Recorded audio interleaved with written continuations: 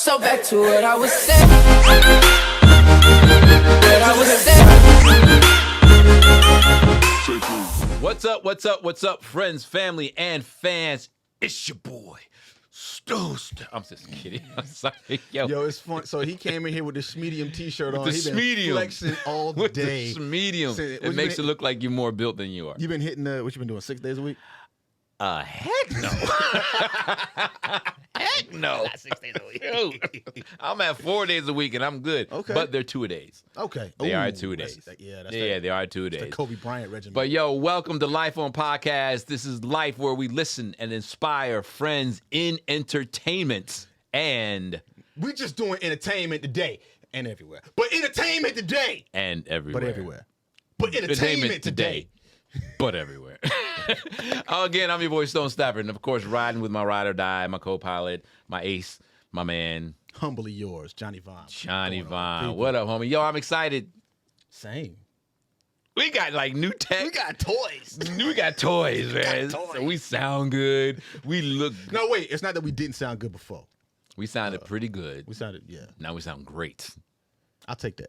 Now we look great. I'll take that. Yeah. Now we have more options. We get to edit. We get to produce. So yeah, man, Life on Podcast is going to the next level. But we told y'all we was going to get there. We just, we're just growing and growing. But we appreciate all you guys that support us, especially our diehards, man. Mm-hmm. And I gotta shout out our diehards. Honestly, like Angie Irons, Valavia, is it Williams? Oh, I just know Valavia. Yeah, because a lot of these people you meet them on the social media. So yeah, you got like your Cash Junkie. I don't know Cash Junkie's real name, but your Valavias, your Angie Irons, your Vades, Cat Dollar. Like these people are just like diehards. And if those of you are out there, you are diehards as well, and we just don't know you. Yeah. Hey, hop on, man. Reach out to us. Let us know. And if you're not a diehard yet, go ahead and make yourself one. Click the like button right now. Hit the share button right now. Hit the follow right now. I'm not going to tell you to turn off the notifications like Stone does. Leave those on. Leave them on. You want to be notified. And I know we only named like 4 people or whatever. Again, these are diehards. Now, we have, thank goodness, over 4,000 subscribers worldwide. So that's cool. But you got to point out those that are supporting you every day, all day, no matter coming what. into just about every single one of the Clubhouse Yeah, watching chats. the episodes, coming into Clubhouse each Thursday to talk about the episodes live and stuff. So we truly, truly appreciate you guys. We're going to figure out some kind of special way to acknowledge you guys and show our appreciation. Yes, I'm going to give you a thank you. Because Johnny's cheap. Yo, I remember one time I went out on a date and I had these things called dining dollars, and it was a really nice restaurant. And it came time to pay. Now, first I was excited because it was a thing where you can get it's basically 50% off. Okay. So $200 meal and cost you $100. Right on. So when it came time to pay, I increasingly got more and more embarrassed. I'm like, how am I going to do this? So finally it came. So I pulled out my card and I put the dining dollars on top of the bill. Now, granted, the restaurant took it, but it's almost like, just the look of you're a waiter, first of all. Let's call it what it is. You're paying with a coupon. Essentially. And the waiter just looked at me like I gave him I don't know, some beans. It was, oh my gosh, I felt so bad. And of course, then I looked at the girl, it was Tasha actually. And I looked at the girl who was with me and she was like, really? So it was horrible. That's how we know it's love. Yeah, so Johnny's cheap like that.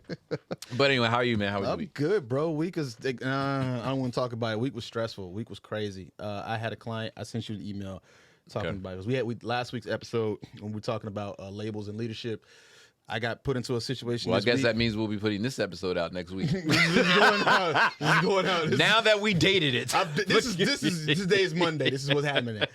It was thrown in a situation where leadership was required, man. The guy who was in charge, great dude. His skill set for what he does was phenomenal. But couldn't handle what we were doing.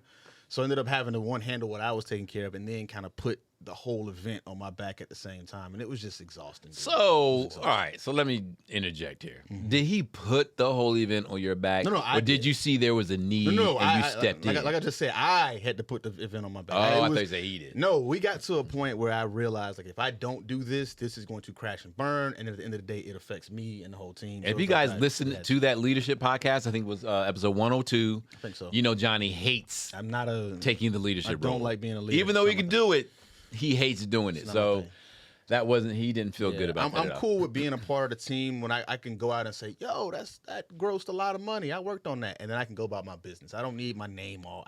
But what I liked about Dude is that in the email, he's like, look, I normally lead the team, but you really stepped up and you made it work and blah, blah, blah. He said, thank you. So I give that up. But I do like how he slid it in there, though, that, look, I normally lead the team. He was like, don't get it twisted. Right.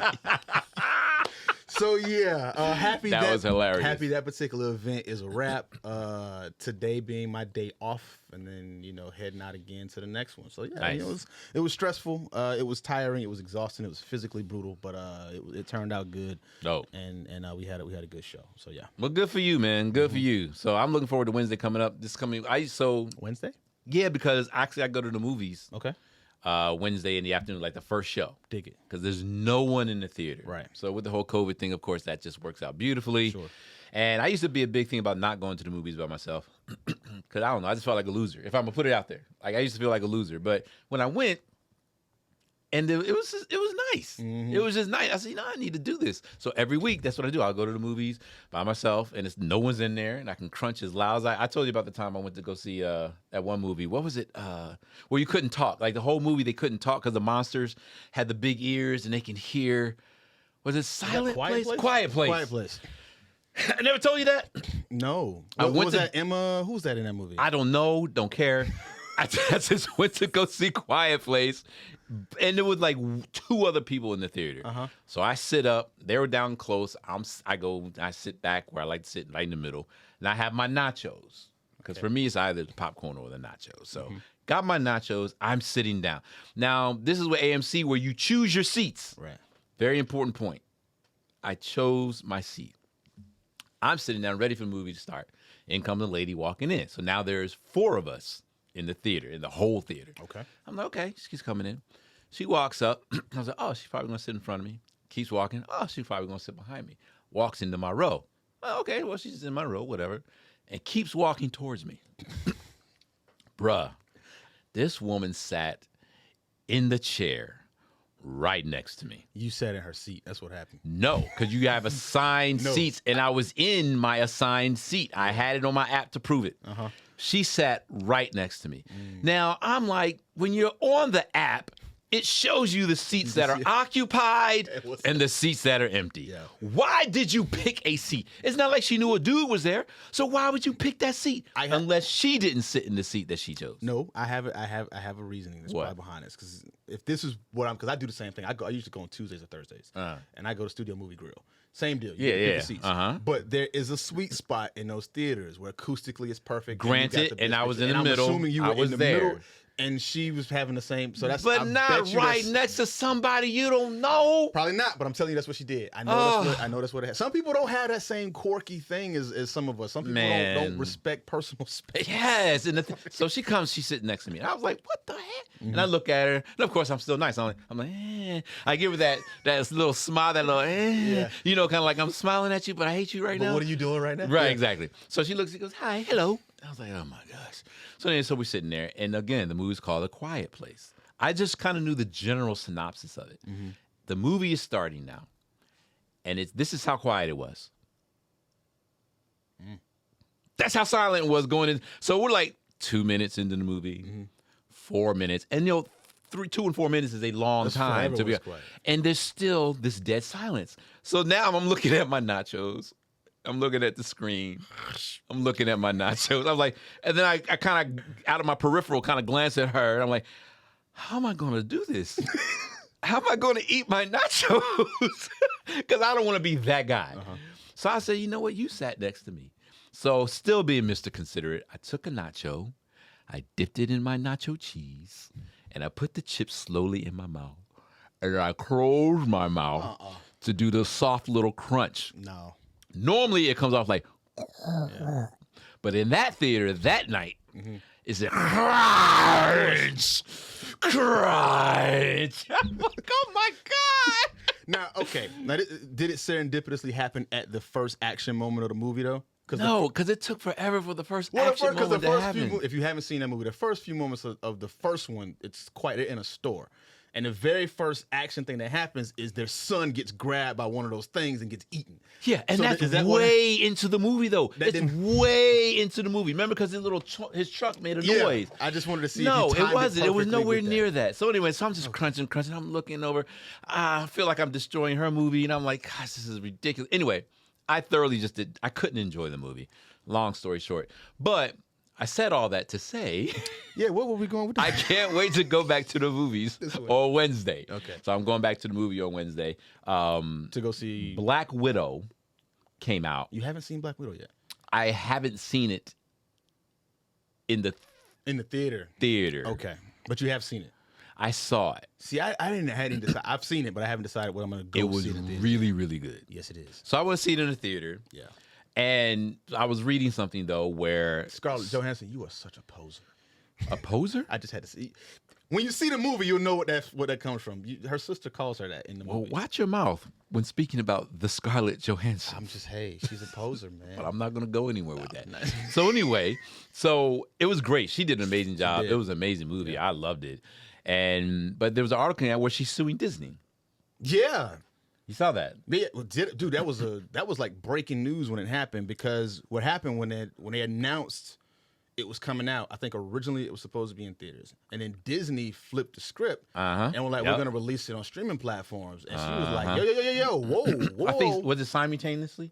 I think that's Yeah, what they streaming did. and Streaming and theater. in theaters, and Right. I think she reached out to try to renegotiate the contract when they made that announcement. And like she got like no response or something like that. Yeah, And so- they did some math, and this is the big thing. So this is why it was such a huge thing.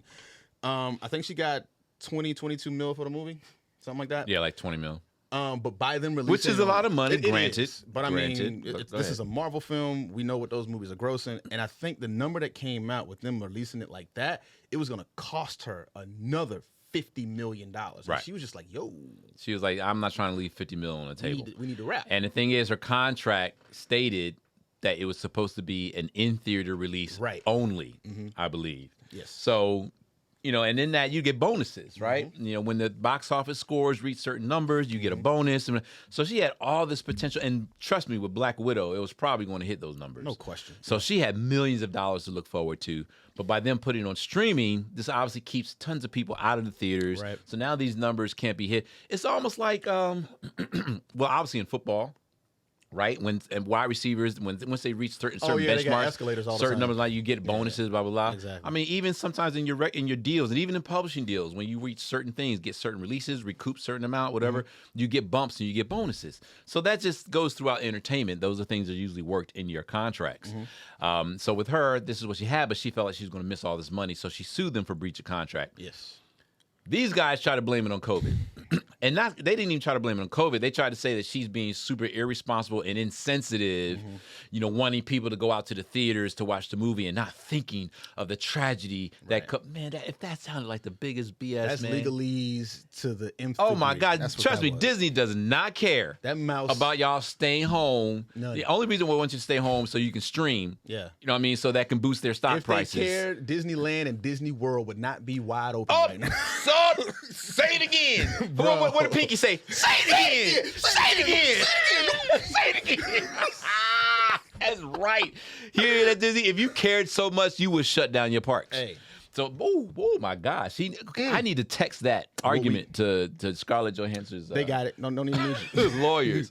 So anyway, so she's upset about that. Yeah. And likely so. So there's a whole lot of money being left. So that's what she's suing about and all this kind of stuff. Now, the cool thing about that story that's coming out of that is that Disney's basically the legal team is talking about resetting is the term they use. Are they actually talking about that? Yeah, I think they're actually moving forward with doing it. They're Okay. resetting contracts with the actors because of Scarlett's lawsuit. Now, Oh, I see what you mean. Bob Chapek, if you don't know who he is, I think he's the CEO of all of Disney.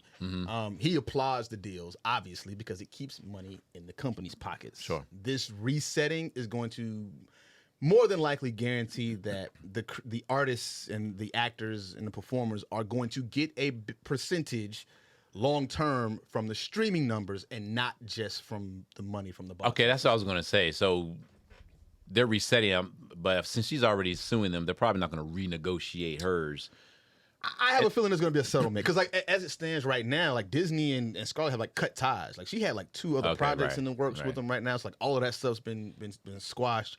They're probably gonna come to a settlement at some point, and you will probably see Scarlett in more Disney films after they get this right. I don't think this was any ill intent by Scarlett. Oh, she just wanted money. Say she was doing it for no. This is definitely this is absolutely ill intent by Disney. Anybody who's ever, I told you before, like Mickey Mouse still owes me $3,500. So I mean that's a thing. Mickey's gonna keep as much money as Mickey can keep.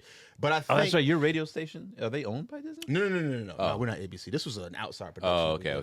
Years ago.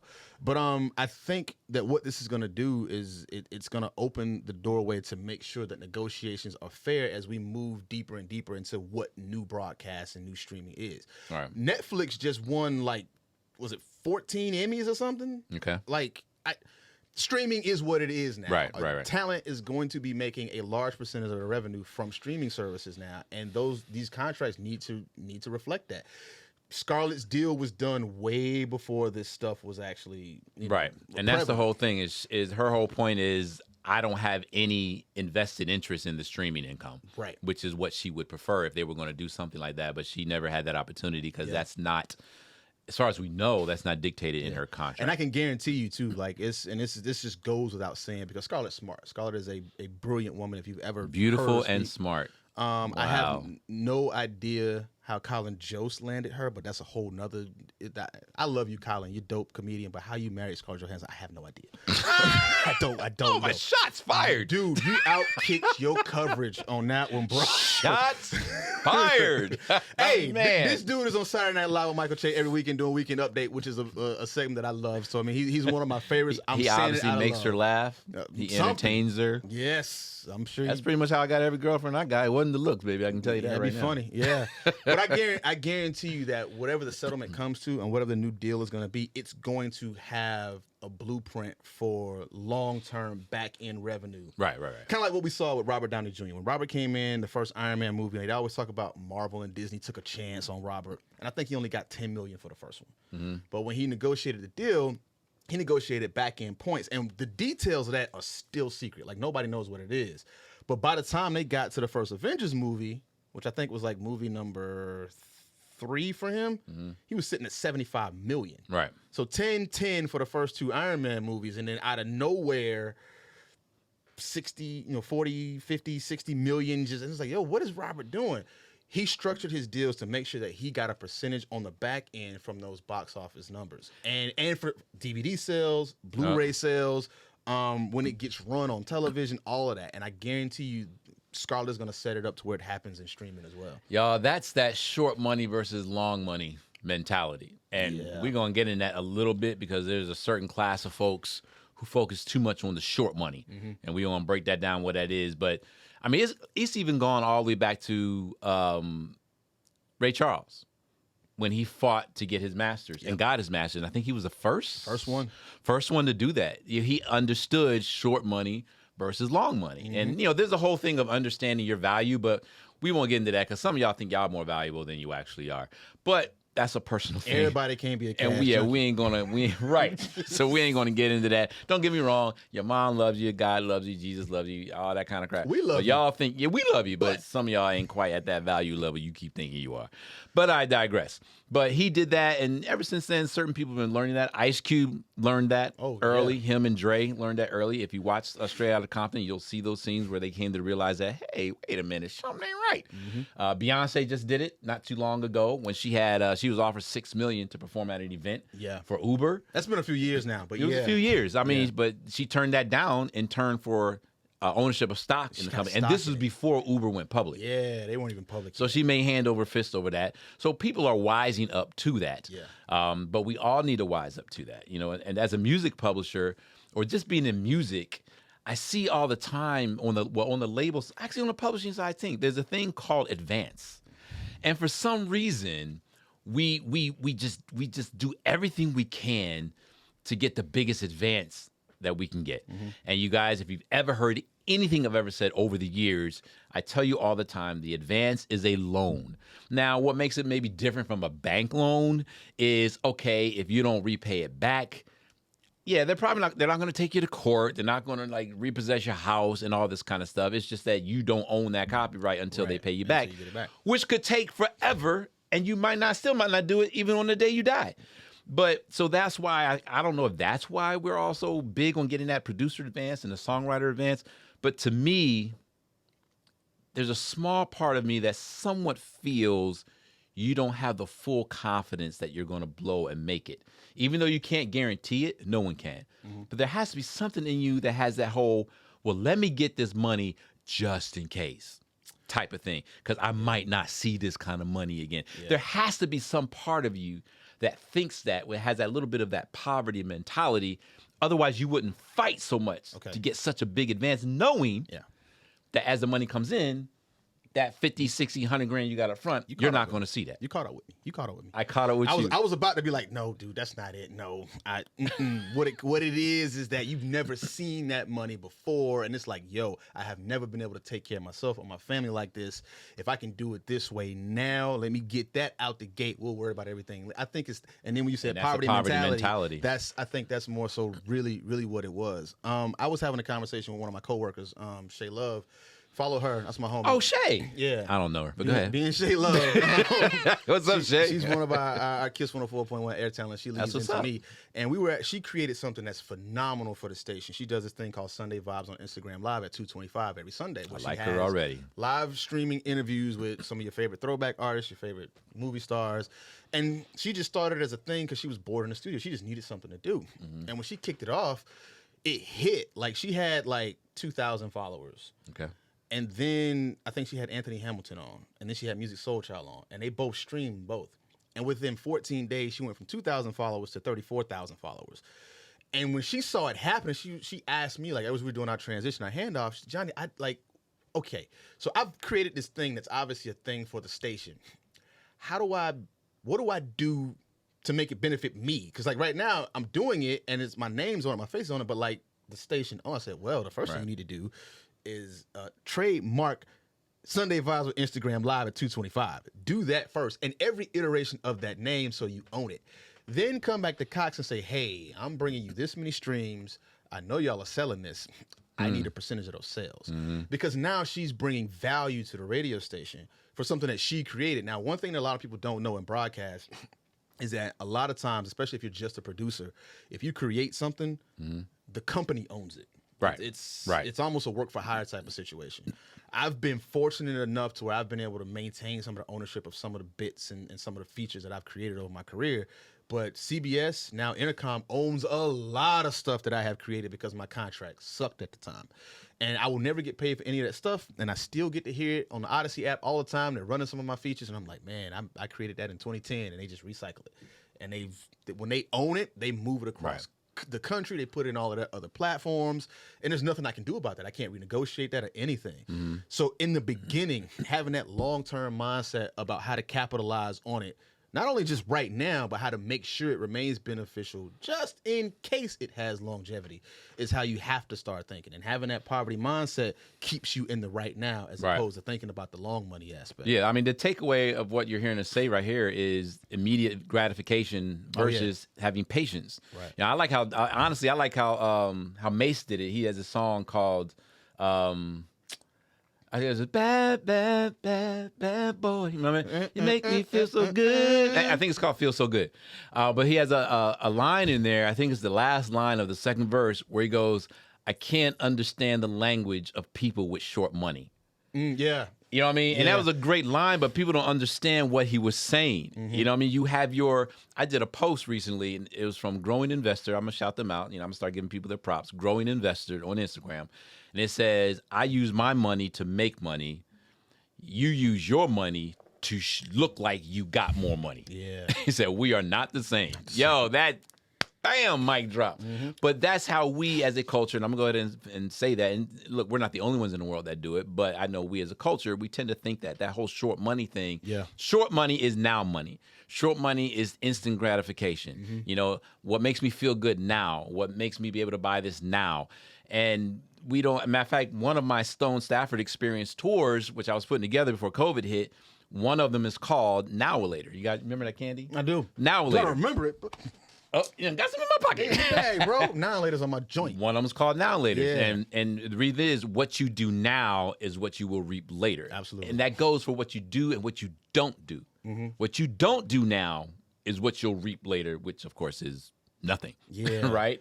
So the whole poverty mentality thing, like that goes back to the whole instant gratification versus having patience. But you said something about Shay Love, right? Yeah. That I love. And you said she created value for the station. Right.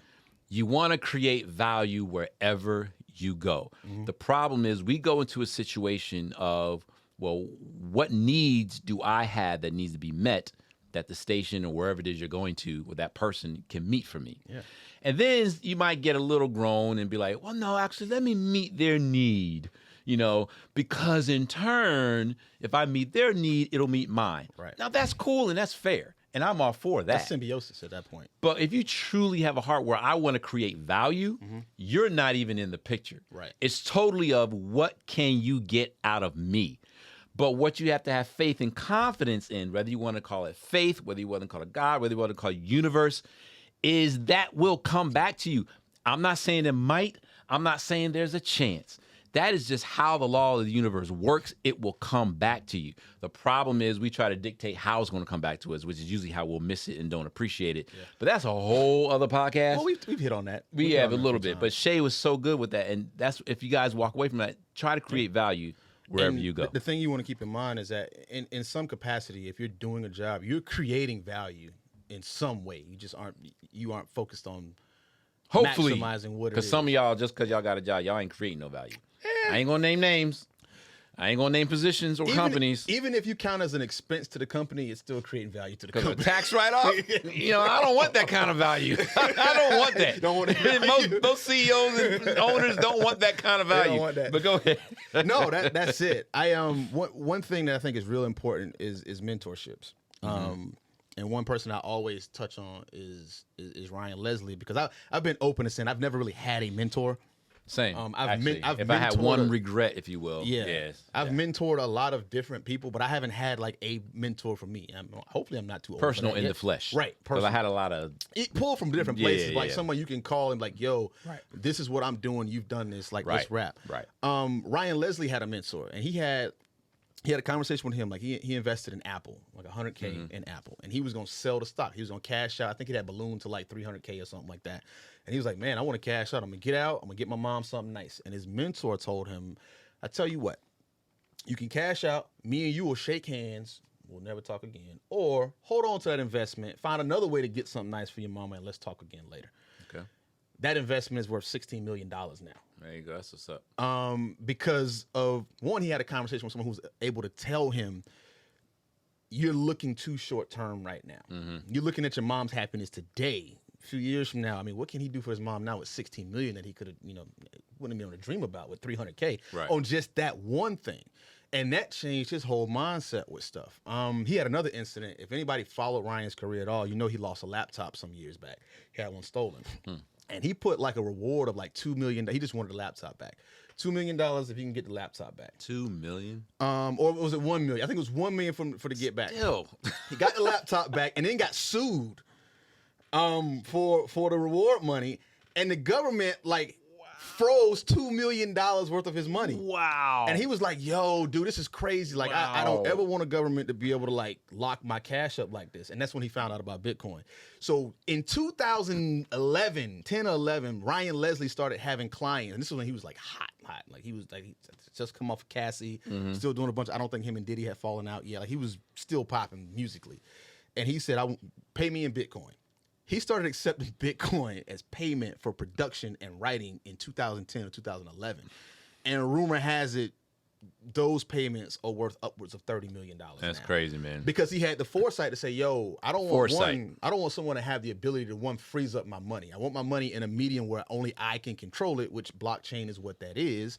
And if y'all starting to hear about the NFT stuff, that's starting to pop heavy. We're going to get real deep into that soon. Yeah, we are going to touch on that because it's affecting entertainment for sure. Across the board. But him having that vision and that foresight to say, I just want my money in my control and I want it to grow simultaneously, turned his wealth and net worth into something that it wouldn't have been if he would have just been accepting dollars for payments. Right. I'm telling you, yeah. I mean, that's the whole short money, long money. And just so you know, like short money, how should I say, not in the hood, but in urban vernacular, right? We always think short money means you ain't got no money. And long money means you got a lot of money. Right. All right, let me set the record straight. And there are some of y'all who know people who think this. Right. So I'm telling you right now, hit record or hit screen record or whatever you got right now. 3, 2, beep. Short money does not mean you don't have money or you don't have a lot of money. Long money doesn't mean you have a lot of money, okay? Short money means money you make now. Regardless of how much it is, it's immediate money, immediate gratification. Long money is money that may take longer to see, but it also stays around longer and more than likely increases, if not exponentially, to the point where you actually don't even have to do work for that money to increase. Right. That's what long money is, okay? So it's not no money versus a lot of money. It's now money versus forever money, okay? That's what short money and long money is. So we in the urban community, we just have to learn and we have to get that instant gratification. Get past that, man. And this is anywhere in life, y'all. Obviously, we've shown you in entertainment, but whether you're the diet thing, lose blah, blah, blah in a week and hit such and such pounds, lose this many pounds, and get your mind off of that. Yeah. Find out where you're trying to be at least in 12 months. Set a 12-month goal, and then set a 3-month, 6-month, 9-month intermediate goals. Yeah, check all right? ins. You got to think long term, what you do to now. Raising your kids, yeah, they are hard-headed. Don't seem like they're listening to a word you're saying and all this kind of stuff because they're not listening to a word you're saying. They're actually watching what you're doing. But that's something else. But either way, don't give up and just keep sowing it into them. Keep putting the seeds into them because trust me when I say down the road, long money, you're going to see it come to fruition once they hit that 23, 24, 30, for some of us, 40, right? But it will come back around again. The music, if someone is offering you $50,000 up front, maybe take half of that and get more copyright ownership. Or take half of that and get 2 or 3 more songs on the album. You understand what I'm saying? It's time to think long term. Short funny versus long. So I said short funny. Short money versus long money. When your money's short, it acts funny. It acts funny. It does act funny. The one addition to that I think is super important is the responsibility factor of how to shift from that short money to long money aspect of how you think about it. Because going back to the whole Ryan Leslie thing, his short money mindset was cashing out to buy something. To satisfy an emotion, to make someone happy. Not a bad thing. All of us do it. We buy gifts to people all the time. Right. However, I've been systematically over the last decade or so trying to make sure that my assets pay for those types of things. And if you do research at all into real estate, or if you're getting into it, if you've heard about the burst system and all that, that's what they talk about. Like, don't go buy a Bentley once you have 5 rental properties. Buy another rental property that's going to fund the payments on that Bentley. Say it. So that you're not touching your principal. That's how you actually And we're build. literally doing it right now. Yeah. Like, as we speak. Like, we have those new equipment, but there's a whole plan. Because the funds that got this equipment, not to put all of the business out there, but all them funds ain't going towards this equipment. Hey. Some of them funds are going towards making more funds in the future. Exactly. You see what I'm saying? So because you're right. the last thing you want to do is to start funding your liabilities with the revenue that could be generating that long-term mentality. Yeah, and that's where that OPM comes from, right? The whole other people. You down with OPM? Yeah, you know them. You down with OPM? Yeah, you know. That's kind of how it went. Yeah. I never said I was an artist. But yo, man, y'all get it though. Don't forget to join us this Thursday. We're going to talk about this. I'm sure you guys have some thoughts. I want to have some examples or whatever it is. Please. Well, guess what? Holla at us on Thursday on Clubhouse. If you don't have it, just download the app. 7 o'clock. We do it every week. All right. So And we're the going to dope talk thing about is, this. I don't think you need an invite anymore. I think you can. Yeah, you can just download it. You don't need an invite anymore. All right. Yeah. But we're going to talk about this more. But again, it's not a podcast all over again. It's y'all talking. It's an open conversation. You with sharing y'all. your conversations, you sharing your stories. Johnny and I actually would like to just sit back and listen, and then maybe comment here or there. Yeah. But we don't want to do all the talking. We want to hear y'all talk. So join us on podcast this Thursday at 7 p.m. We're going to talk about this whole short money versus long money thing. If you want to catch us at any time whatsoever, you can always go to lifeonpodcast.com. That's our hub. You can listen to us on any platform that you wish, whatever your favorite one is. And we also always have the latest episode plus the last 9 episodes on there so you can binge. If for some reason you want to see if we actually kind of live what it is that we do, well, for me, you can go to Instagram. That's at Stone letter O 7. Twitter, however, is another story. We're working on There's a whole other person on Twitter.